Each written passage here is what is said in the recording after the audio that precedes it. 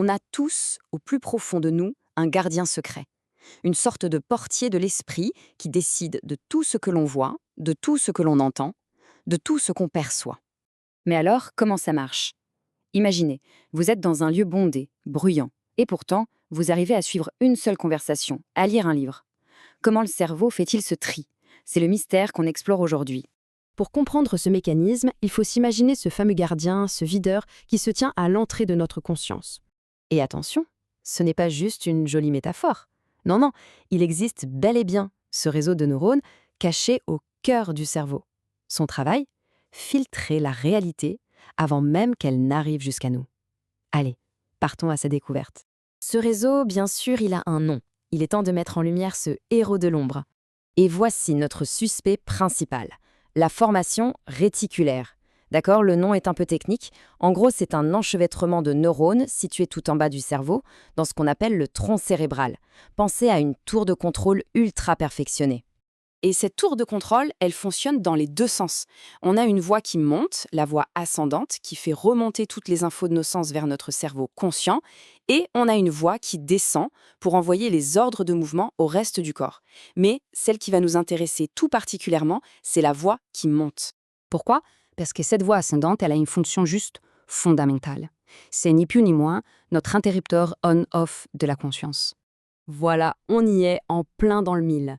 La partie qui monte, on l'appelle le système réticulaire activateur ascendant, ou SRAA pour les intimes, et c'est lui qui nous maintient éveillés, alertes et conscients. Sans lui, les lumières sont tout simplement éteintes. Et ça explique parfaitement la différence essentielle entre le sommeil et le coma. Quand on dort, le SRA est juste en pause, en mode veille. On peut nous réveiller. Le coma, par contre, c'est une toute autre histoire. Là, le système est endommagé physiquement. L'interrupteur est cassé.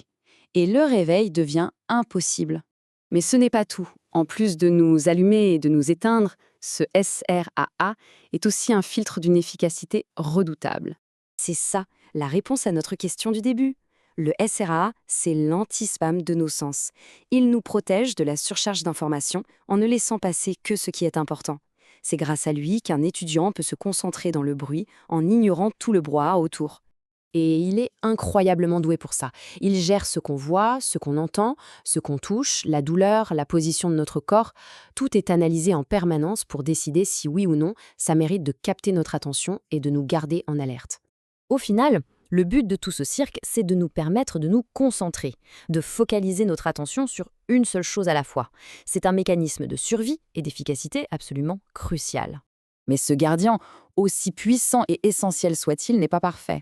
Il a une faille critique. Mais juste avant de révéler cette faille, souvenons-nous que la partie descendante de ce système gère en pilote automatique des fonctions vitales, comme le rythme cardiaque ou la respiration. C'est pour vous dire à quel point il est au centre de tout.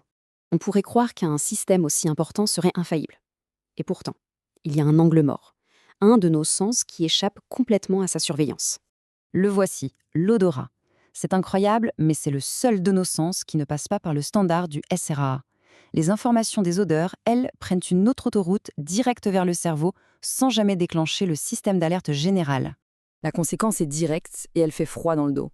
Puisque le SRA est notre interrupteur de réveil et qu'il est sourd aux odeurs, une odeur, même la plus forte, la plus dangereuse, ne peut tout simplement pas nous réveiller. C'est un fait tragique, mais dans un incendie, ce n'est pas l'odeur de la fumée qui réveille les gens, parce qu'elle ne le peut pas. La plupart des victimes succombent dans leur sommeil à cause de cette petite faille dans notre système biologique. Heureusement, la solution existe et elle est technologique. Il faut contourner cette faille en utilisant les sens que le SRA écoute. Le son strident d'un détecteur de fumée, par exemple. Ça envoie un signal d'urgence direct au SRAE et ça force le réveil. Pareil pour les alarmes lumineuses ou vibrantes pour les personnes malentendantes. Et tout ça nous laisse avec une dernière pensée, un peu vertigineuse. Si notre cerveau filtre en permanence ce que l'on perçoit juste pour nous aider à nous concentrer, qu'est-ce que ça veut dire? Combien d'informations, de sons, d'images notre gardien intérieur met-il de côté à chaque instant? On vit peut-être tous dans une version très personnelle du monde? La question reste posée.